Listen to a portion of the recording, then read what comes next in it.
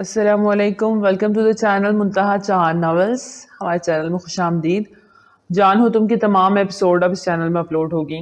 I hope آپ اس channel کو support کریں گے، ویڈیو کو واچ کریں گے اور شیئر کریں گے، چینل کو سبسکرائب کریں گے۔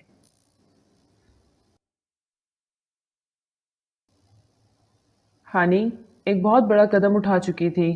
وہ کیب کراتی 11 بجے اس شخص کی بتائی ہوئی جگہ پہ پہنچ گئی۔ صرف مونس کی وجہ سے وہ یہ قدم اٹھانے پہ مجبور ہوئی تھی کہ اپنی اور اپنے ہونے والے بچے کی جان کو وہ داؤ پہ لگانے جا رہی تھی تاکہ اس کی جاب کو مسئلہ نہ ہو۔ اسے مہک کے نہ ہونے سے مسئلہ ہو رہا تھا۔ ہانی کا ہونا نہ ہونا اس کے لیے کوئی معنی نہیں رکھتا تھا۔ اس بات سے اس کے دل میں جو ٹھیس اٹھ رہی تھی وہی جانتی تھی یا اس کا اللہ۔ اس وقت وہ صحیح اور غلط سب بھول گئی تھی۔ سچ کہتے ہیں غصہ انسان کی عقل کو کھا جاتا ہے، اور ہانی نے غصے میں ایک اور بے وقوفانہ فیصلہ کیا تھا۔ وہ ایک سنسان جگہ پہ کھڑی اس شخص کا انتظار کر رہی تھی۔ اس کے ہاتھ اپنے بیگ پہ تھے جسے اس نے بہت مضبوطی سے تھام رکھا تھا۔ یقیناً اس میں وہ اپنے بچاؤ کا بھی بندوبست کر کے آئی تھی۔ وہ سامنے والے شخص پہ مکمل بھروسہ نہیں کر رہی تھی۔ تبھی ایک گاڑی آ کے اس کے پاس رکی۔ اس میں سے وہی شخص باہر نکلا۔ اس کے چہرے پہ ایک خوبصورت مسکان نے احاطہ کیا۔ ویلکم ہیئر سویٹ ہارٹ، امید نہیں تھی کہ تم میرے بلانے پہ یوں چلی آؤ گی۔ وہ اس کی جانب اپنے قدم بڑھاتا دھیمے لہجے میں بول رہا تھا۔ وہیں رک جاؤ، ہانی نے غصیلے لہجے میں اسے ٹوکا تو وہ وہیں اپنی قدم روک گیا۔ مہک کہاں ہے؟ ہانی کے چہرے پہ پسینے کے قطرے واضح محسوس ہو رہے تھے۔ وہ بہت گھبرائی ہوئی تھی۔ سامنے کھڑا شخص بخوبی سمجھ گیا مہک تو یہاں نہیں، وہ تو وہی ہے جہاں اسے ہونا چاہیے۔ وہ خباثت سے مسکرایا۔ کیا مطلب؟ کہاں ہے وہ؟ ہانی نے گھبرائے ہوئے پوچھا۔ بیچ دیا ہے اسے میں نے، ذرا سا آگے کی طرف جھک کے کہتا وہ ہانی کے رونگٹے کھڑے کر گیا۔ تم جھوٹ بول رہے ہو، وہ تو بیوی تھی تمہاری، ماں بننے والی تھی تمہارے بچے کی، تم ایسے کیسے؟ شٹ، بس ایک اسی وجہ سے تمہیں مار کھا گیا۔ سالی امید سے ہو گئی، کم دام ملے اس کے مجھے، تبھی تو تجھے بلوایا ہے۔ اب اس کا ہوا نقصان تجھ سے پورا کروں گا۔ وہ اپنے خطرناک ارادے ہانی کو بتاتا اس کے 14 طبق روشن کر گیا۔ اس کے قریب جاتے وہ اسے دبوچنے لگا کہ پلک جھپکتے ہانی نے پرس سے پسٹل نکالتے بنا کچھ سوچے سمجھے اس پہ ایک گولی چلا دی۔ وہ گولی اس کے بازو کو چھوتے نکل گئی۔ وہ شخص تڑپ کے رہ گیا۔ ہانی نے گن کا رخ ابھی بھی اس کی جانب ہی کیا ہوا تھا۔ اگر تم میرے قریب بھی آئے تو اب کی بار گولی سیدھا دماغ پہ ماروں گی۔ ہانی نے لرزتے ہوئے اپنی بات مکمل کی۔ اس کا جسم تو کپ کپا رہا تھا لیکن اس کی آنکھوں میں ڈر یا خوف بالکل نہ تھا۔ اس کا انداز دیکھتا وہ شخص زیر لب مسکرایا۔ واقعی داد دینی پڑے گی، پولیس آفیسر کی بیوی ہو اور اگر نہ چلانی آتی ہو۔ انڈرسٹیمیٹ کر گیا تمہیں میں۔ وہ اسے باتوں میں الجھاتا مسکرا رہا تھا کہ تبھی کسی نے ہانی کے سر کے پیچھے وار کیا۔ وہ لڑکھڑا کے زمین پہ گری۔ وہ شخص ہانی کے قریب آتے کھڑا ہوا۔ مجھے زخم دینے کا حساب الگ سے لوں گا، وہ سخت لہجے میں غرایا تھا۔ ہانی کا دل کسی انہونی کے سے انداز میں دھڑکا۔ پولیس وین کے سائرن کی آوازیں سنتے وہ چوکنا ہوئے۔ فوراً اسے ہانی کو اٹھاتے گاڑی میں ڈالا اور گاڑی کو وہاں سے نکال لے گئے۔ ایک طرف اس کی گاڑی آگے کی جانب بڑھ رہی تھی تو دوسری طرف مونس اپنی ٹیم کے ہمراہ اس جگہ پہنچ رہا تھا۔ وقت کی ستم ظریفی کہ ہانی نے اسے دیکھا لیکن اتنی ہمت نہ تھی کہ اسے پکار سکتی۔ کرب سے آنکھیں میچ لی تو آنسو ٹوٹ کے گالوں میں بہے۔ دل ہی دل میں وہ اپنے مونس کو پکارتی، اپنے بچے کی سلامتی کی دعائیں مانگتی ہوش و حواس سے بیگانہ ہوتی چلے گئی۔ اپنے دماغ سے یہ فطور نکال دو انشرا، کوئی تمہیں نہیں مارنا چاہتا۔ یاریم اس کی بات سنتا لب بھینچے بولا۔ جھوٹ مت بولو، تم اچھے سے جانتے ہو کوئی اور بھی ہے جو میرے پیچھے پڑا ہوا ہے۔ وہ آنسو ضبط کرتی اس کے مقابل آتی چلائی۔ اس دن بھی شاہ ولا سے نکلی تو جس گاڑی میں بیٹھی اس کے بریکس فیل تھے۔ تم نہ آتے تو میں اس دن بھی موت کے منہ میں تھی۔ اب کی بار اس کا لہجہ دھیما ہوا تھا۔ یاریم خوشی سے اسے دیکھتا گیا۔ مجھے لگا وہ سلطان ہی ہے جو یہ سب، لیکن سلطان کے علاوہ بھی کوئی ہے جو مجھے مارنا چاہتا ہے اور تم مجھے اس سے پروٹیکٹ کر رہے ہو کیونکہ تم جانتے ہو وہ کون ہے۔ انشرا پورے یقین سے بولی۔ یارم ابھی بھی بنا پلک جھپکے اسے ہی دیکھ رہا تھا۔ کبھی کبھی اسے گمان ہوتا انشرا وہ نہیں جو دکھتی ہے، بلکہ اس کا کوئی اور ہی الگ روپ ہے۔ کتنا وقت یوں ہی بیت گیا۔ وہ دونوں ایک دوسرے کی آنکھوں میں جھانکتے ارد گرد کا ہوش بھلا چکے تھے کہ یارم کے موبائل پہ آتی بیل نے دونوں کو چونکایا۔ یارم نے ہاتھ میں پکڑے موبائل کو کان سے لگایا۔ سر وہ سنائپر پکڑا گیا ہے۔ دوسری جانب سے ہی الفاظ سننے کا تو وہ منظر تھا، میں آ رہا ہوں۔ کال کاٹتا وہ انشرا کی سوالیہ نظروں کو نظر انداز کرتا دوسرے کی جانب بڑھا کہ انشرا نے اس کا راستہ روکا۔ تم ایسے نہیں جا سکتے جب تک میرے سوالوں کا جواب۔ یارم نے اس کی بات مکمل ہونے سے پہلے ہی اسے دونوں بازو سے جکڑتے دروازے کے ساتھ پن کیا۔ میں تمہارے کسی بھی سوال کا جواب دینے کا پابند نہیں۔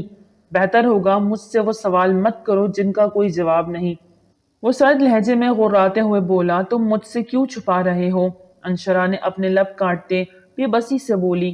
جانتی تھی سامنے کھڑا شخص کتنا ضدی اور اڑیل تھا۔ اسے غصے سے ہینڈل کرنے کا مطلب تھا اپنے پاؤں پہ کلہاڑی مارنا۔ یارم نے اس کے لبوں کا پاؤٹ بناتے اس کے لب دانتوں سے آزاد کروائے۔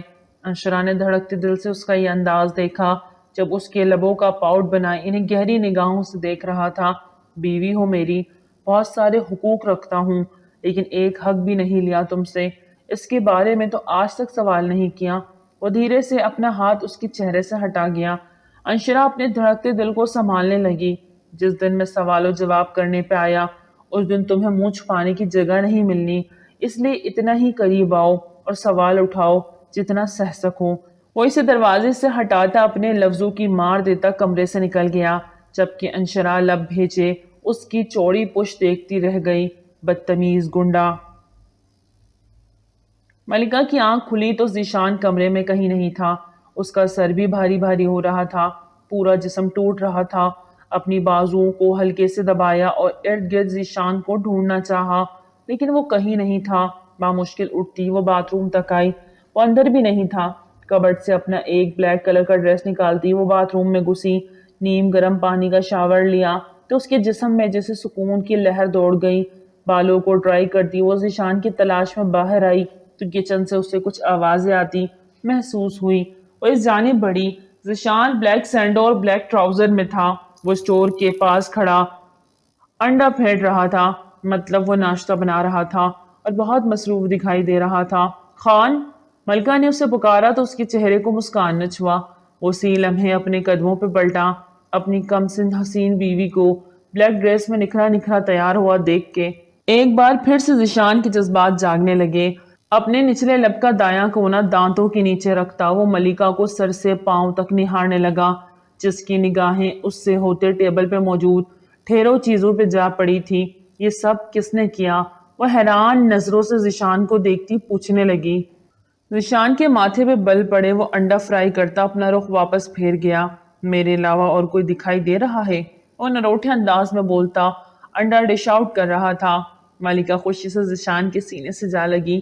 ذیشان اپنی جگہ سٹل ہو گیا۔ Thank you so much, you are the best husband in the world. پہلے پاپا تھے لیکن اب پاپا کا نمبر بھی کراس کر گئے ہیں۔ وہ بچوں کی طرح اس کو بولتی اس کے گال پہ اپنے لب رکھ گئی۔ ذیشان کے چہرے کو مسکان نے چھوا، اسے اپنی باہوں میں بھرے وہ شدت سے اس کے لبوں کو چوم گیا۔ اب اس سے پہلے کہ ناشتے کی جگہ میں تمہیں کھا جاؤں، فوراً بیٹھو۔ وہ اسے ایک چیئر گھسیٹ کے بٹھاتا خود بھی اس کے ساتھ بیٹھتا اسے ناشتہ سرو کرنے لگا۔ ملکہ اسے محبت پاش نظروں سے دیکھتی خود پہ رش کرنے لگی۔ اب اسے دیکھتی رہو گی یا ناشتہ بھی کرو گی؟ وہ اسے پیار بھری نظروں سے دیکھتا بولا تو وہ ناشتے کی طرف متوجہ ہو گئی۔ آپ نے آج مجھے ناشتہ بنا کے حیران کر دیا خان۔ وہ بریڈ انڈا لیتے خوشی سے چہک رہی تھی، جبکہ ذیشان زیر لب مسکرایا۔ اس کی معصوم بیوی یہ تک نہیں جانتی تھی کہ یہ ذیشان نامی جن اس سے پھر سے چمٹنے والا ہے، اور ملکہ کے اندر اتنا سٹیمنا تو ہونا چاہیے کہ اسے سہ سکے، پر فی الحال وہ اسے ایسی کوئی بات کر کے ٹینس نہیں کرنا چاہتا تھا، اس لیے خود بھی خاموشی سے ناشتہ کرنے لگا۔ ایس پی مونس خان آپ کو اس کیس سے ہٹایا جا رہا ہے۔ آج اسے اس کیس سے ہٹا دیا گیا تھا اور وجہ تھی اس کی بیوی جو شخص سے ملی تھی جس کو پولیس تلاش کر رہی تھی۔ اس کی تمام تصویریں جو وہ شخص سے ملی کمشنر صاحب تک پہنچ گئی تھی۔ وہ بالکل خاموش سا ہو گیا تھا، اس کے پاس کہنے کو کچھ بچا ہی نہ تھا۔ آج پہلی بار ہانی کی وجہ سے وہ شرمندہ ہوا تھا۔ ایس پی زوہان کو اس کیس کا انچارج بنا دیا گیا، سب کچھ اس کے ہینڈ اوور کیا جا رہا تھا، اور ساتھ میں ایس پی مونس خان کو سسپینڈ کر دیا گیا تھا۔ وہ بھی شک کے دائرے میں آ چکا تھا۔ آپ کی بیوی اس شخص کے ساتھ ملی ہوئی ہے، مہک کی حفاظت کا ذمہ آپ نے خود لیا، اسے اپنے گھر رکھا، اور آپ کی بیوی نے کتنی چالاکی سے اس شخص کے ساتھ مل کے مہک کو اس کے حوالے کر دیا۔ آپ کو لگتا ہے یہ سب آپ کی بے خبری میں ہوا ہے؟ آپ بھی اس سب میں شامل ہو سکتے ہیں ایس پی مونس، اس لیے آپ کو سسپینڈ کیا جاتا ہے۔ آپ پہ انکوائری ٹیم بیٹھے گی، جب تک ساری سچائی کا علم نہیں ہو جاتا آپ شہر سے باہر نہیں جا سکتے، اور آپ کی بیوی اگر کوآپریٹ کر کے اس شخص کے بارے میں سب بتا دے اور مہک ڈھونڈنے میں ہماری مدد کرے تو ان کے لیے نرمی برتی جا سکتی ہے، ورنہ انہیں اریسٹ کیا جا سکتا ہے، اور تب میں کچھ بھی نہیں کر پاؤں گا۔ کمشنر کی باتیں مونس کے دماغ میں بری طرح بج رہی تھی، اسے اپنی بے خبری پہ انتہائی غصہ تھا۔ وہ شخص اس کی بیوی کو ٹریپ کرتا رہا اور اس سے خبر ہی نہ ہوئی۔ وہ سر ہاتھوں پہ گرائے اپنے آفس میں بیٹھا تھا کہ اس کے پرائیویٹ نمبر پہ کال آئی۔ اس نے فوراً کال ریسیو کی۔ سر میڈم گھر سے نکلی ہے، وہ اپنی بیوی ہانی کی جاسوسی کروا رہا تھا۔ ٹھیک ہے پیچھا کرو اور مجھے انفارم کرتے رہنا، میں نکل رہا ہوں۔ وہ کال کاٹتا اٹھا تھا کہ اس کے پرائیویٹ موبائل پہ ایک نیا میسج آیا۔ وہ اس میسج کو پڑھتا اپنی ڈائری پہ لکھ گیا، اسے بعد میں ڈی کوڈ کرنے کا سوچتا وہ اپنی جگہ سے اٹھتا باہر نکلا۔ اسے اس وقت اپنی بیوی کو بچانا تھا، اپنے ہونے والے بچے کو پروٹیکٹ کرنا تھا۔ شاید اگر وہ وقت پہ نہ پہنچ پاتا تو وہ ان دونوں کو کھو دیتا، اور پھر ایسا ہی ہوا، وہ وہاں نہیں پہنچ سکا، اور جب وہاں پہنچا ہانی وہاں موجود نہیں تھی۔ تمہیں اچھے سے پتا ہے تم نے اس لڑکی کو یہیں اتارا تھا؟ گاڑی والے سے جارحانہ انداز میں پوچھتا۔ وہ ارد گرد دیکھ رہا تھا لیکن اسے ہانی کا کہیں بھی نام و نشان دکھائی نہ دیا۔ اس کا دل جیسے کسی نے آرے پہ رکھے چیر دیا۔ اس کی ہانی اس سے کھو گئی تھی، اسے خود پہ بے شمار غصہ آ رہا تھا۔ سر سب جگہ دیکھ لیا ہے، میڈم کہیں نہیں ہے۔ اس کی ٹیم نے اس کے سسپینڈ ہونے کے بعد بھی اس کا ساتھ نہیں چھوڑا تھا۔ وہ اپنے گھنے بالوں میں ہاتھ پھیرتا سخت الجھن اور پریشانی کا شکار تھا۔ اسی لمحے اس کے نمبر پہ ان نون نمبر سے کال آنے لگی۔ مونس نے فوراً کال پک کی۔ دوسری جانب نسوانی آواز سنتا وہ پل میں پہچان گیا، وہ اس کی ہانی تھی۔ ہانی کہاں ہو تم ٹھیک ہو؟ مونس نے بے چینی سے پوچھا۔ ہانی روتے ہوئے کرب سے آنکھیں میچ گئی۔ آئی ایم سوری، وہ بس یہی بول سکی، اور ساتھ ہی ایک مردانہ کہکہ کی آواز سنائی دی۔ مونس پاگل ہونے کے در پہ تھا۔ بہت کھیل کھیل لیا ایس پی، تم نے میرا پیچھا کیا، مجھے ٹریپ کیا، میری بیوی کو اپنے گھر میں پناہ دی، لیکن پھر بھی میرا کچھ نہیں بگاڑ سکے۔ اب دیکھو ایس پی، تمہاری بیوی کے ساتھ میں کیا کیا کرتا ہوں، کیونکہ میں ایس پی جتنا شریف تو ہوں نہیں کہ کسی دوسرے کی بیوی کو اپنے پاس رکھوں اور اسے چھوؤں بھی نہ۔ وہ معنی خیزی سے بولا۔ مونس کا جی چاہ رہا تھا وہ اس شخص کی جان لے لے۔ خبردار، جو تم نے میری بیوی کو چھونے کی بھی کوشش کی، میں تجھے وہ موت دوں گا جس میں تیری روح تیرے جسم سے پرواز کرنا بھی بھول جائے گی، لیکن تیرا جسم اسے نہیں چھوڑے گا۔ مونس خان کے لہجے میں آج پہلی بار آفتاب شیر خان کے انداز جیسی گراہٹ تھی کہ دوسری جانب موجود شخص بھی ایک پل کو چپ ہو گیا۔